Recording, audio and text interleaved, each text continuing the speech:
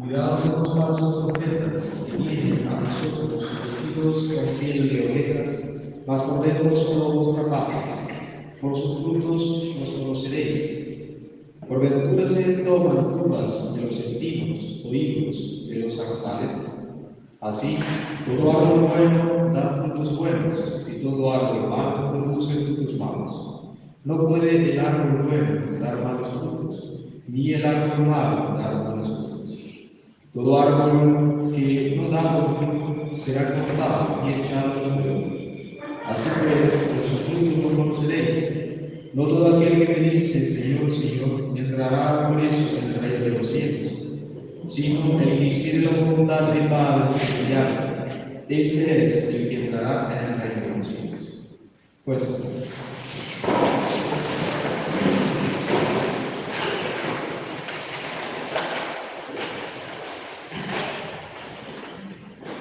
la epístola de la carta del apóstol San Pablo a los romanos.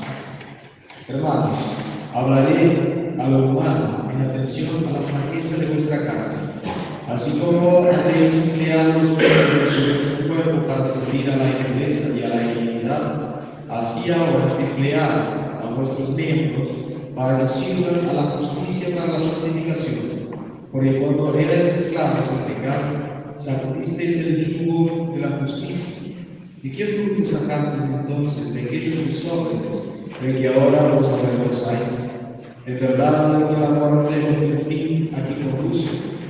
Por el contrario, ahora que estáis libres del pecado y que habéis sido hechos siervos de Dios, tenéis frutos buenos para la santificación,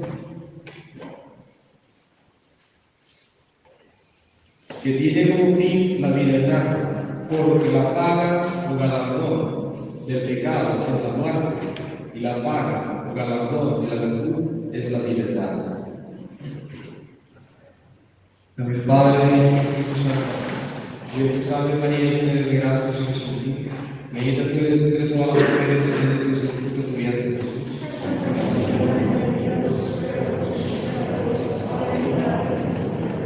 En nombre del Padre, del Hijo y del Espíritu Santo.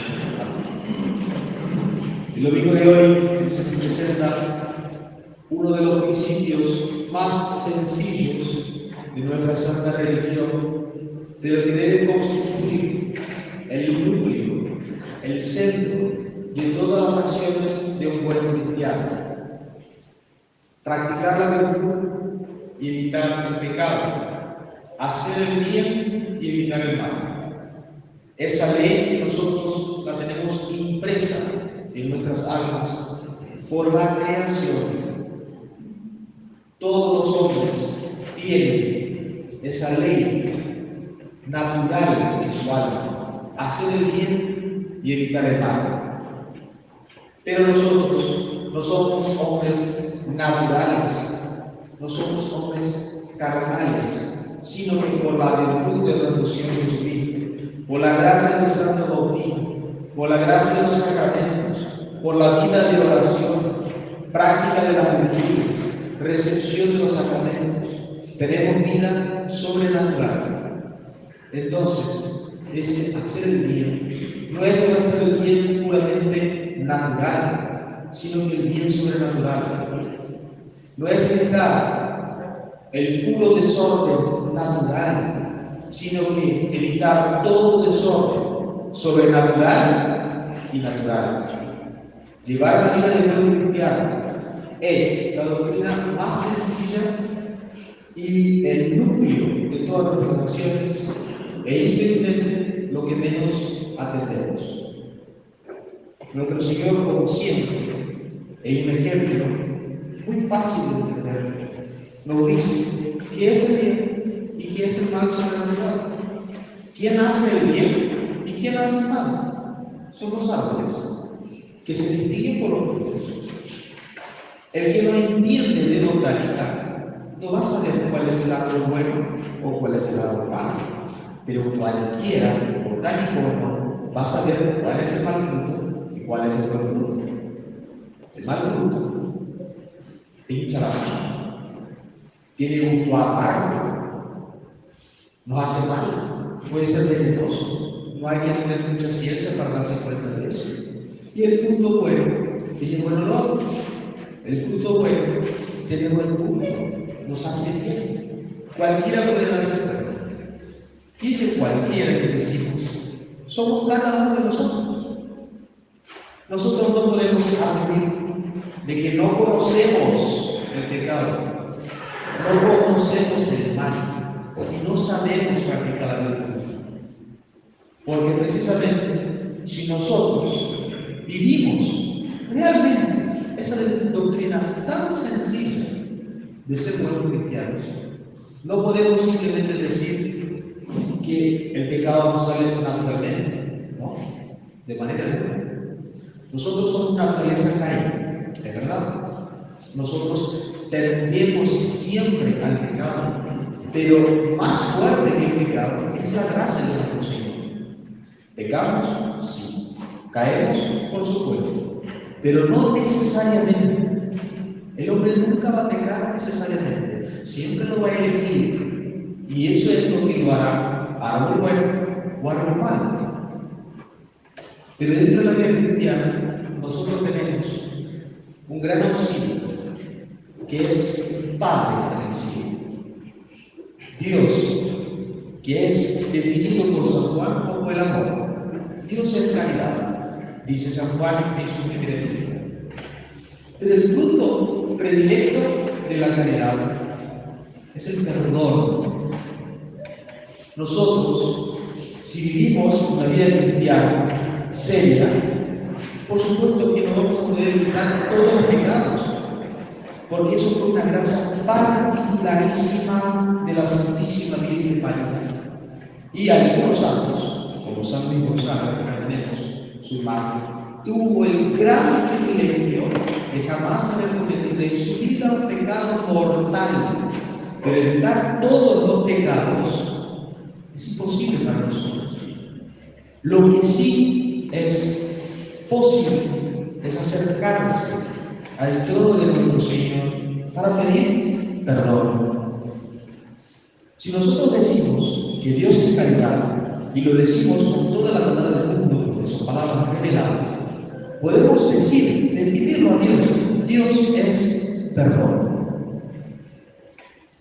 El primer pecado de la historia, la catástrofe edénica, cuando Adán y Eva cometieron el pecado original, vino Dios, lo castigó porque merecía, pero acto continuo, lo primero que hizo Dios después de aplicar su justicia fue aplicar su misericordia, prometiéndoles un redentor, precisamente para que pudieran ser perdonados. Dios jamás negará el perdón al que se acerque con las debidas disposiciones.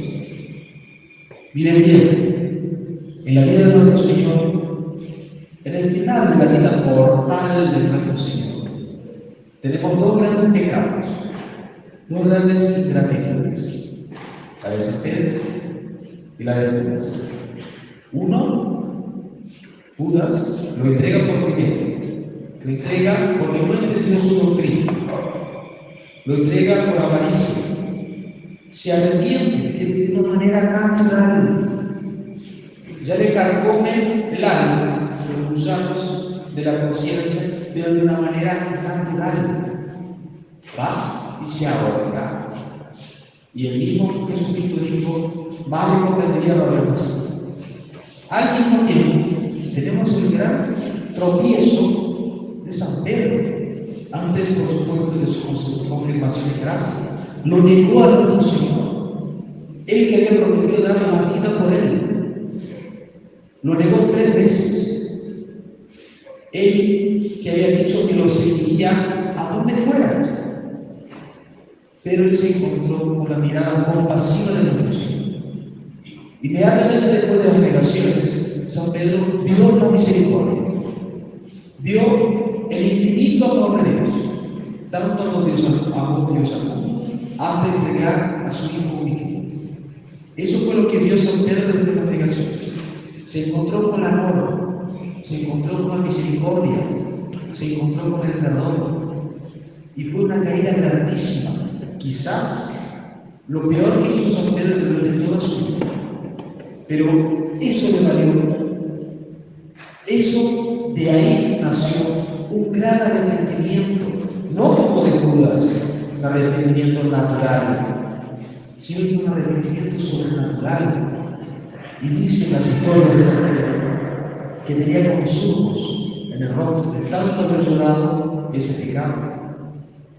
Dios lo que quiere es que nosotros, no pequemos, por supuesto, pero como somos naturaleza caída, no desconfiar de su misericordia. No existe pecado más grande que la misericordia de Dios, porque no hay nada más grande que Dios.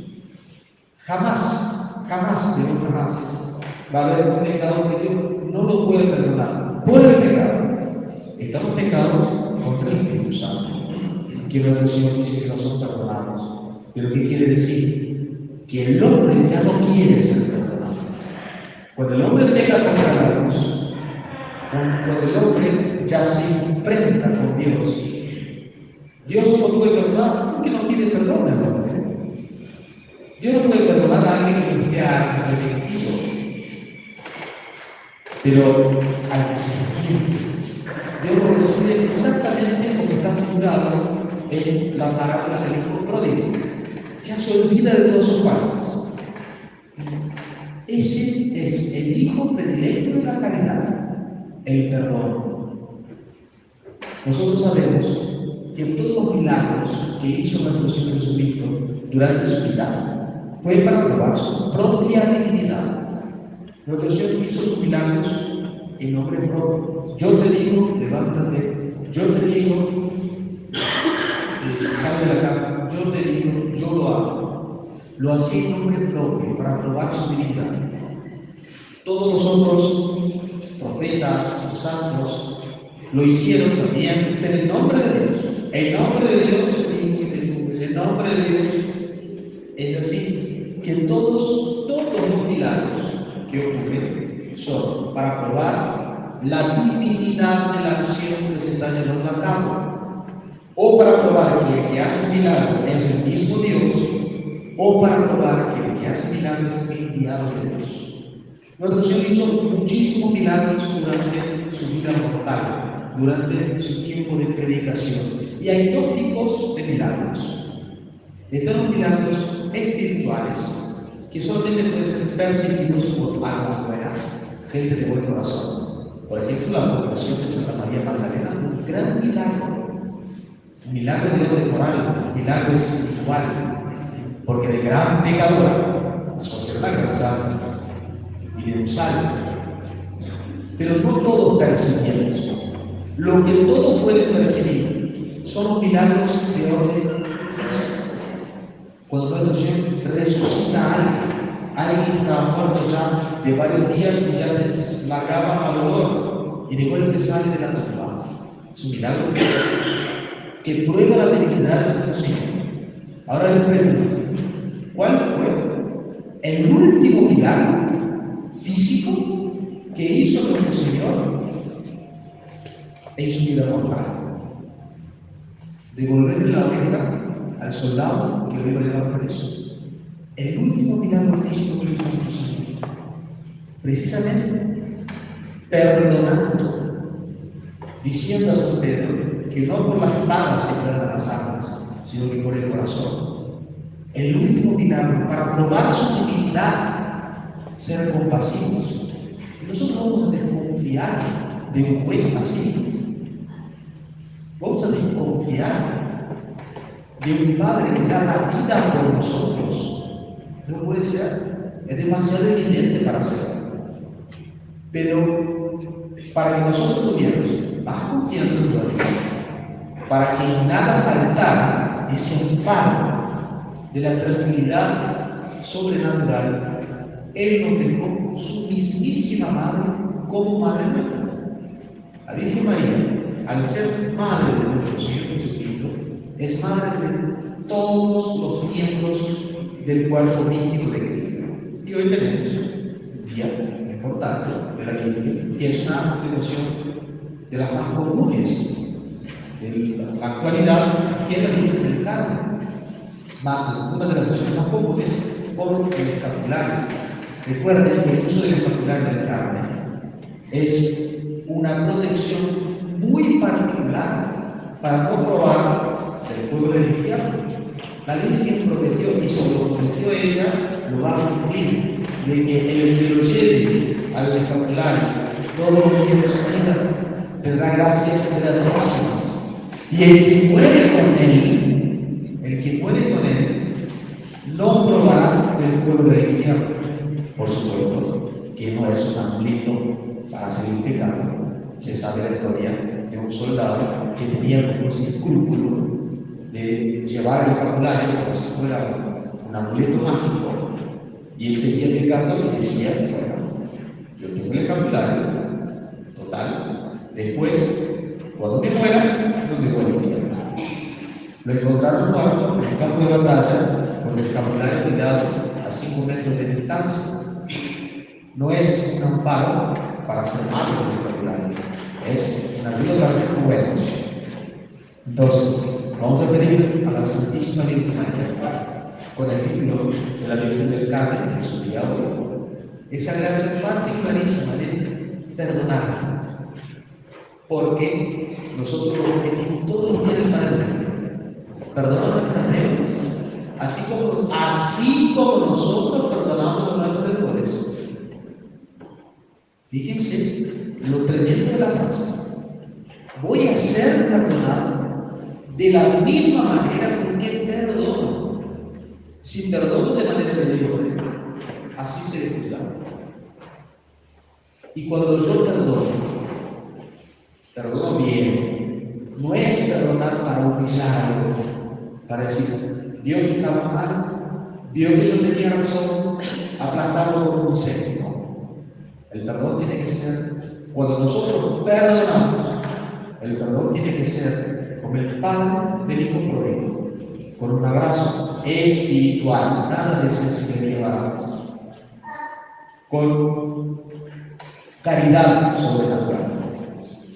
Porque si yo perdono bien, voy a ser bien perdonado. Ave María.